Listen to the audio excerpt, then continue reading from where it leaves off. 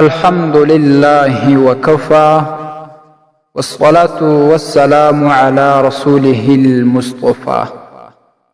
معززو یورور ناشنا سوال کړی چې په دې سنتو کې څه حکمت دی چې په شپه ورځ کې 12 رکعات سنت کوو او په دې کې بیا څه حکمت دی چې بعضی د لمانځه نه مخکې دی او بعضی د لمانځه نه وروسته.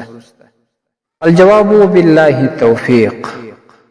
معززو اول خبره خدا ده چې د شریعت په مسلو کې شریعت په احکامو کې د هر شي په حکمت پسې مه ګرځئ. څنګه د شریعت حکم یې عمل پکوئ، بس د عمل جامه وراغوندئ، ځکه چې د ډېرو شیانو حکمت د رب العزال بندګانو ته نه معلومیږي، لیکن د شریعت په هره مسله کې په هر حکم کې یو حکمت خامخا شته.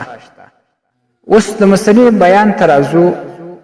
لومړنۍ خبره خدا ده چې په دې سنتو کې ډیر زیات ثواب شته. دا نبی صلی الله علیه وسلم کړي دي. نبی علیه الصلاة والسلام فرمایي من صلى كل يوم وليلة 12 ركعة.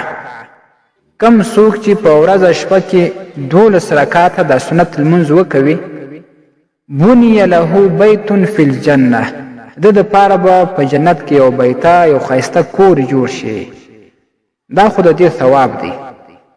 دویم حکمت په دې کې دا دی چې دا کم فرض لمونځونه مونږ او تاسې کوو، دې کې خامخا زمونږ نه څه نقصان کېږي.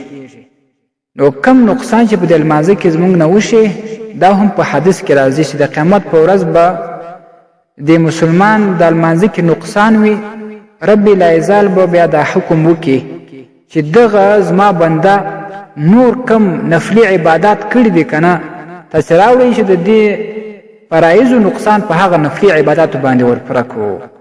نو د فرایضو وروسته چې کم سنت کېږي هغه د دې دپاره دي چې که په دې فرض کې کم نقصان شوی وي، د هغه تکمیل او پروالی به په دې سنتو باندې وشي. اوس که دا سوال وشي چې دا خو صحیح ده، دا خو د هغه سنتو حکم څو کم چې وروسته دي، نو دا د مخه چې کم سنت دي د لمنځونو په دې کې بیا څه حکمت دی؟ نو د هغې لپاره مختصر جواب دا دی چې دغه سنت چې د لمانځه نه مخکې دي، دا د سهار د لمانځه نه او د ماپښین د لمانځه نه مخکې. د سهار د لمانځه نه ځکه مخکې سنت دي چې انسان کله د خوب نه راکښېني نو هغه په ټالیو باندې وي، بدن یې ورپسې دروند وي.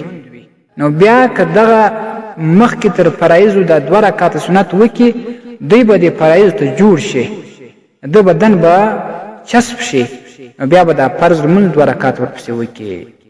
او کم چې د ماپښین د لمانځه نه مخکې 4 رکعات سنت دي، نو اصل خو دا ده چې د غرمې قیلوله هم شته، 1 غنټه 1.5 غنټه شاوخوا خوب، بیا د ماپښین لمونځ. نو که چا خوب کړی وي دلته هم په ټالیو باندې وي، د دې خوب په وجه هم څه بدن اول کې دروند وي، نو چې کله دی فرایض کوي هغه نه مخکې به 4 رکعاته سنت وکړي چې دې فرایضو ته جوړ شي.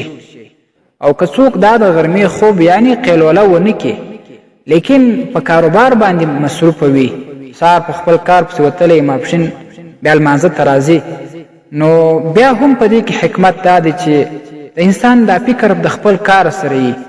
هلته دکان وتړي، دلته راسه په لمانځه باندې ډایرکټ ودرېږي، نو به سوچ ټول په دکان کې، نو دی به د مخکې دا 4 رکعاته سنت وکړي، دا سنت چې وکړله د به سوچ او فکر برابر سي د فرایضو دپاره، نو هغه فرض لمونځ به بیا په ښه حضور باندې د زړه وکړي.